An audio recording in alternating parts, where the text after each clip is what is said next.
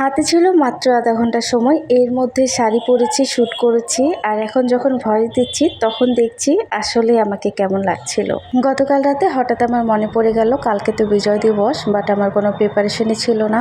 রাতে যখন ঘুমাতে যাব তখন মনে মনে ভাবছিলাম, ইস যদি আমার একটা লাল সবুজ শাড়ি থাকতো তাহলে কালকে শাড়ি পরতাম। সকালে ঘুম থেকে উঠে নাস্তা কমপ্লিট করলাম, তারপর রোদ্রে গিয়ে বেশ কিছুক্ষণ বসেছিলাম। এরপর আমি রুমে এসে আলমারিটা খুলে দেখি আমার আলমারিতে লাল সবুজ একটা সুন্দর শাড়ি আছে। ঠিক যে সময় শাড়িটা আমার চোখে পড়লো তখন ছিল আমার হাতে মাত্র আধা ঘন্টার সময়। এর মধ্যে আমি শাড়ি পরেছি, শ্যুট করেছি, আর তারপর অফিসেও চলে গেছি।